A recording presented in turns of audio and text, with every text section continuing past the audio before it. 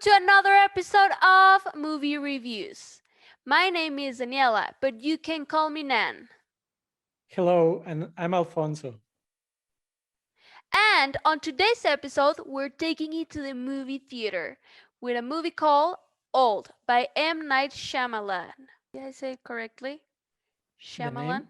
Yes. Yeah. Who is also the director of The Sixth Sense, Split and Glass, and The Last Airbender. This time, we were able to go to the movie theater, eat some popcorn, relax, and watch a movie on the big screen. Yeah, I got to go to the movie theater as well.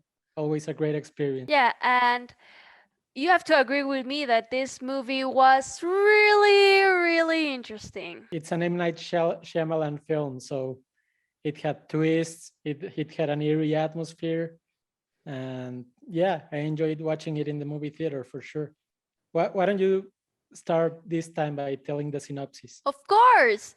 All tells the story of a family that discovered the private beach where they're relaxing for a few hours is somehow causing them to age rapidly. Ooh, mysterious. Yeah, very interesting and mysterious movie. So why don't we start by talking about the cast? The cast. I think the cast did a good job. I think they did the best job they could given the material that they had. Gael Garcia is a great actor, Vicky Krieps is a great actress, and these young newcomers, Alex Wolff and Thomasin McKenzie, with such a small track record, they're already doing great stuff. And the supporting characters, apart like outside of that family, I think they also did a well enough job. Not one performance really stood out to me or anything. I don't know what do you think of the cast? For me, there were a lot of new faces in this movie. Like you already mentioned, Gael Garcia is a great actor. Thomasin McKenzie from Jojo Rabbit is great, and Alex Wolff. I grew up watching the Naked Brother bands where he acted, and it was interesting seeing him in this kind of movie. But like you said, I don't think any of the roles were outstanding for me or out of this world. I think these actors and actresses we just mentioned have better roles, and I felt the movie could have worked without some actors. For me, some stories were just a filler. Okay, yeah, I have one specific in mind, but you want to share which one do you think it's a filler? You first. Okay, definitely the rapper Midsize Sedan. Mhm.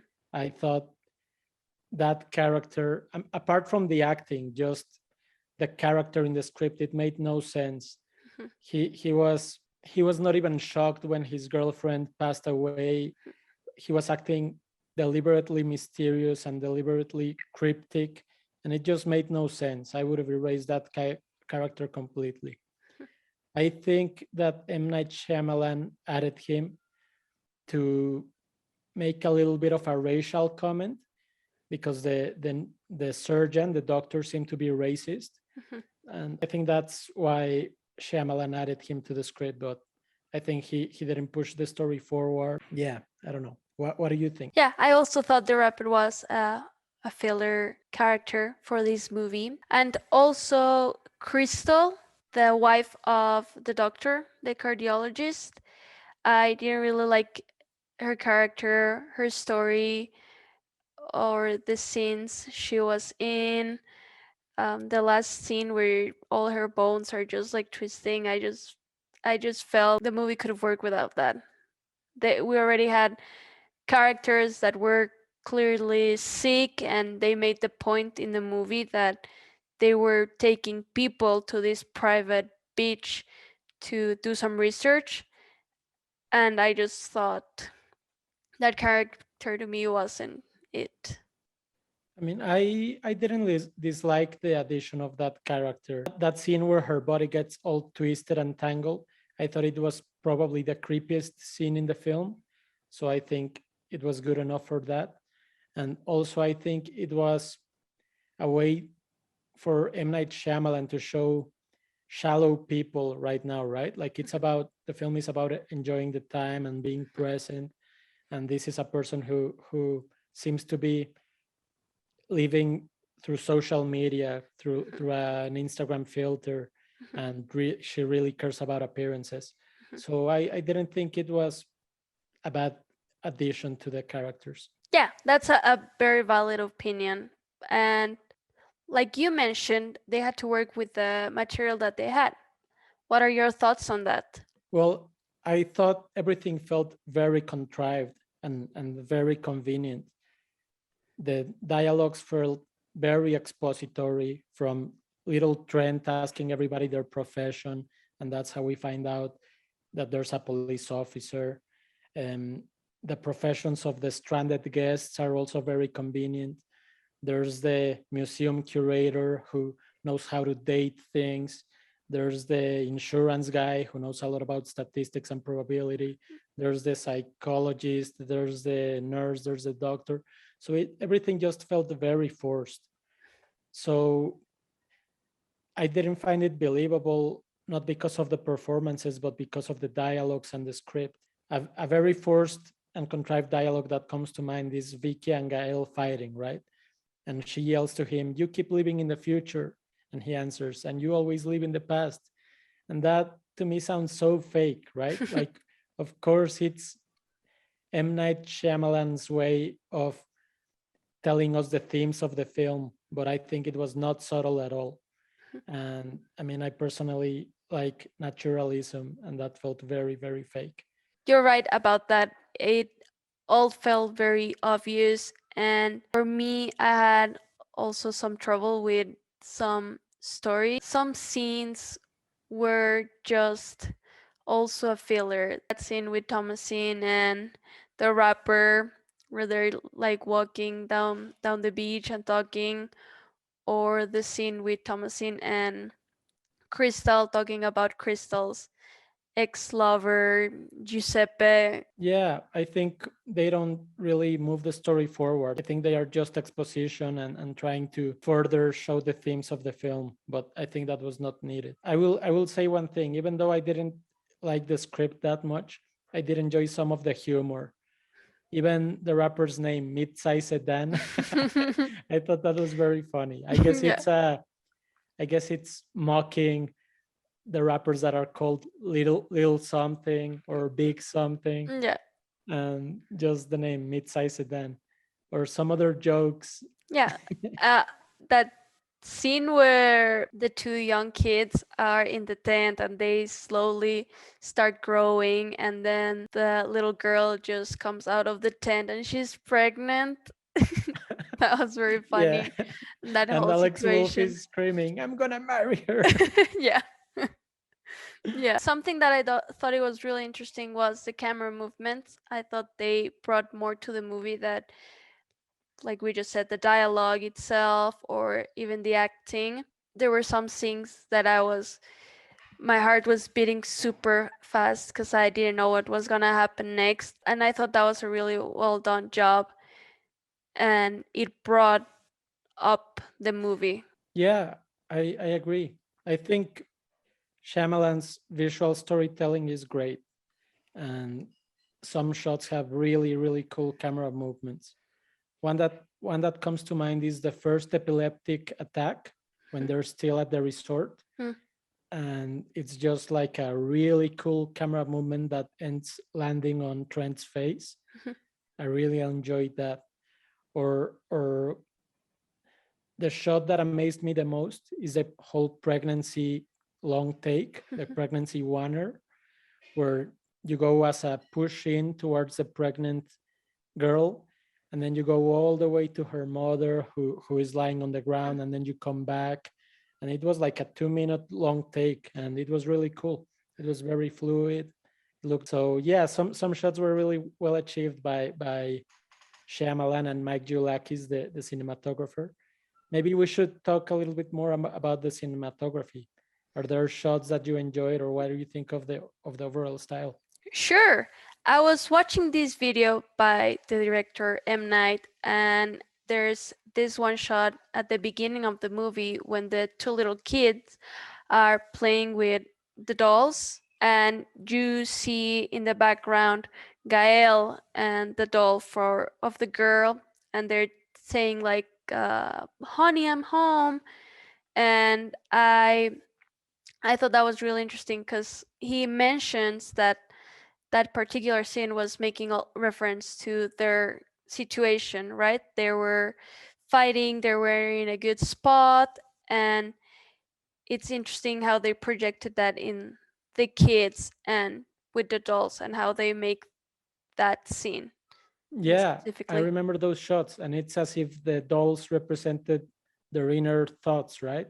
And that's also the humor that I'm referring to, the humor that I like, because it's these two 6-year-old kids playing with dolls and screaming, "I want to get divorced and I want to live in a condo." Yeah, exactly. I was just Yeah. laughing out loud. Is there like a specific shot, or I mean, we haven't talked about the lighting. I know that you like photography and lighting. What do you think of? Yeah, I thought it was good. Very natural light. I know it's hard to record during the day because the light is changing, right? And at night, I really like those shots with the bonfire and the matches when they're in the cave and they're like trying to turn them on. And what did you think? Yeah, I thought it looked great.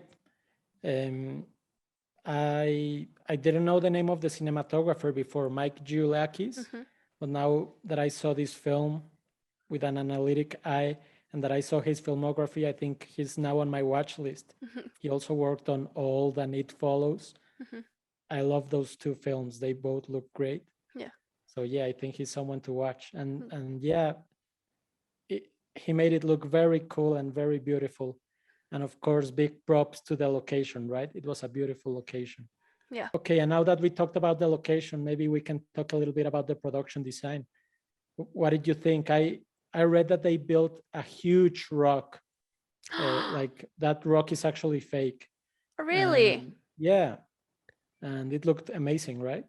Yeah, it looked very real. I had no idea about that. The production designer Naman Marshall did an amazing job. He was also the art director for the Dark Knight and the Dark Knight Rises, and those movies are amazing, and it made it feel very credible. The whole location. Yeah, I guess also the reef was probably his work, Hmm. right? And the reef looked Yes, great. yes, yes. Since we're talking about the art department, tell me Hmm. your thoughts on the makeup, which was a very important detail, which Yes, which it was was a a very very important. important It was a very detail in the. important detail. Yeah, I thought we're talking about aging, so it's hard to achieve that, right? To work with that, especially in older actors, right? Because like time is passing and you see the youngins changing, right? But they're different actors. But for older actors, is important to achieve that. And I thought, the wrinkles in the forehead, in the eyes, um, the hands, the shots when they take the hands. That to me was very well achieved. And I think also like a very important part is the casting for the the kids, right?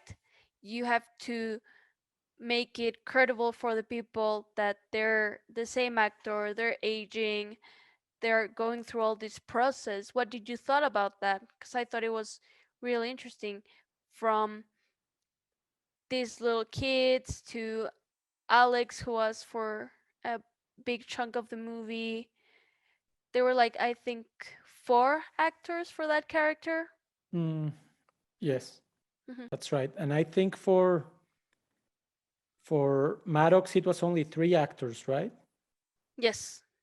Yeah, I thought the casting director did a good job with the kids, especially with Trent's character. I mean, Alex Wolf and the other actor who plays Trent when he's older, they looked very very much alike. But I didn't think that Maddox's character, like Thomasin, and her adult counterpart looked very much alike. Hmm. Like I think they even changed the colors of the eyes. I think Hmm. that Thomasin Yes. had blue eyes, and then the actress in the last part had brown eyes, but I'm not Yes. sure if I imagined that. No, yes, you're right. But I mean, it didn't really matter that much. I think overall the casting was good.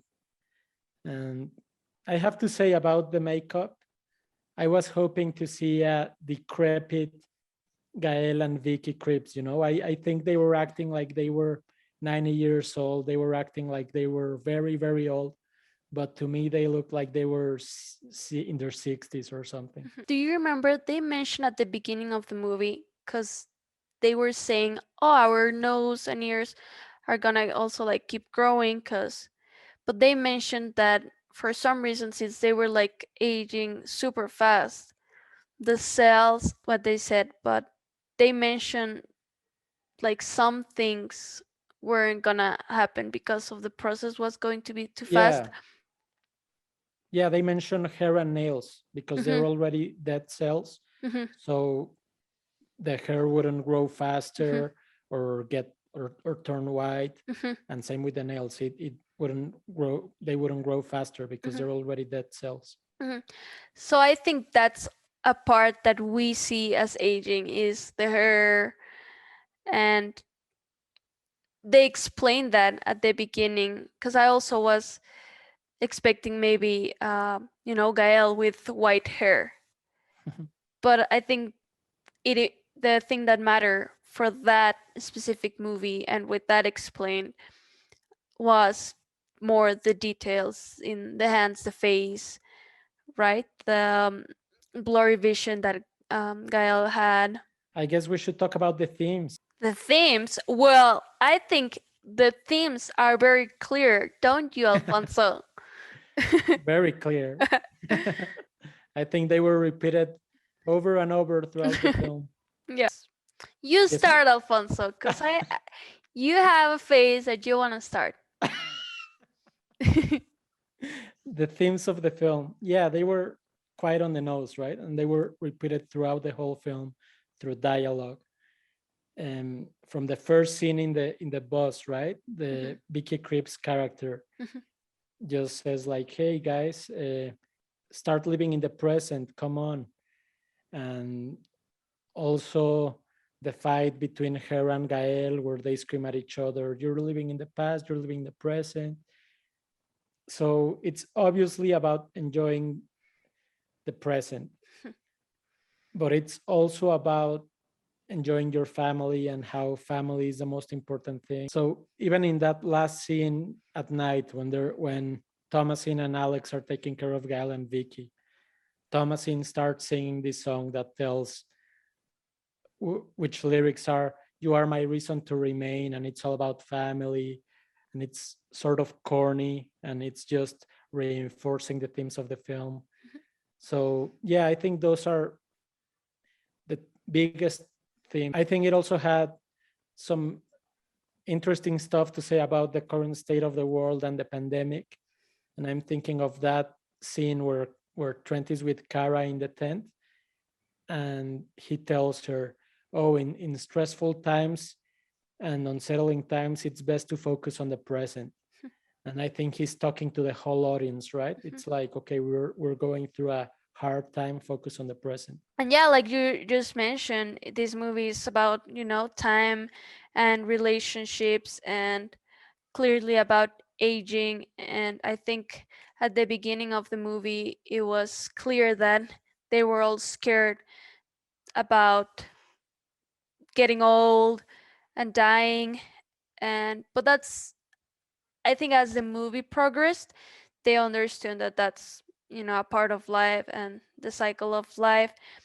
And we have very little time. We have to appreciate the people that is around us, and also these bigger problems that they thought they had, like the fight and all these other problems, they don't seem as big when they're like surrounded by their family and with people that they love. And of course, for other characters, it was different. Like we mentioned, the character of Crystal, she was very into her looks and the way she looked, and that was what she lived for, right? And just having the impact of aging very fast. took her by surprise, and um, some people don't want to become old and get wrinkles and go through all this process. But the thing that I think we learned from this movie is just accept and live in the now and just appreciate. I don't want to get too philosophical or too controversial, No, but come on, Alfonso. what were your thoughts on the pharmaceutical company? I mean, do you think this is basically the trolley problem, right? And the problem of utilitarianism. So what do you Mhm. think of the pharmaceutical company? Do you think it was okay for them to kill? Oh, no, no. Like I don't think it was okay. And I don't think it was okay for them to kill this many people. I think it was wrong. I wouldn't kill one person in order to save more Mhm, people. mhm, And probably they could have gotten. I mean, this is it's a thriller, it's a mystery script, right? mhm, But in real life, they probably would have been able to get volunteers, maybe mhm. suicidal, Yeah. sickly people. Mhm. Yeah. But who knows? Yeah. Yeah. You're And right. Because we're talking about families, right? Like they have a life. Yeah. If it was like voluntary, it would have been a whole different right. story. And what did you think of the twist? Could you see it coming? No. Um. I didn't saw that twist coming, but it was strange since the beginning. The cocktails, how they said like, "Oh, we prepare cocktails." Like the cocktail had something, right? At Yeah, least that's the what I medicine think. that they were testing. hmm So that for me since the beginning was okay. There is something going on here. And I mean, so you enjoyed the twist. I mean, at least it was unexpected. Yeah, yeah, yeah. It was definitely unexpected, and also I found it really interesting and funny that M Night Chalamet appears in the movie and he's watching and just monitoring everything, and he's the director of the movie, and he's kind of directing and monitoring and making sure of everything inside the movie. Right. Yeah, I thought that as well. I like that he was the bus driver. It's Mhm. like he's the one taking them on this journey, and not only them, but all of us as the audience. Yeah, exactly. Yeah, and I thought that was amazing. So, Danny, we can both agree that this film was definitely interesting, but now it's the moment of truth. How would you rate this film? So with everything that we mentioned before in this video, I have to give this movie a rate of 5 medium popcorn. All right, all right. So, I thought that the premise was interesting and it had a lot of potential. However, the script was very lackluster. And for that reason, I'm going to rate this film with a 6, which is medium Sorry, M Night. popcorn. I mean, he's still a good director. I really enjoy Unbreakable. He is, and but this movie didn't hit the spot, right? That's right. Yeah. Now, in another theme, and speaking about movies, Alfonso, tell us what movie did you pick for next week's video? Next week, Danny, we're going to watch Blue Valentine, directed by Derek Ciafrance. Yay! Excellent. I've never seen it before, but I'm excited. This was everything for this video. Thanks for joining us one more time in another Friday of movie reviews. If you like this video, please click the like button, subscribe, and share it with your friends and family. Thanks for joining us, and we'll see you until next time. Thank you, guys. See you.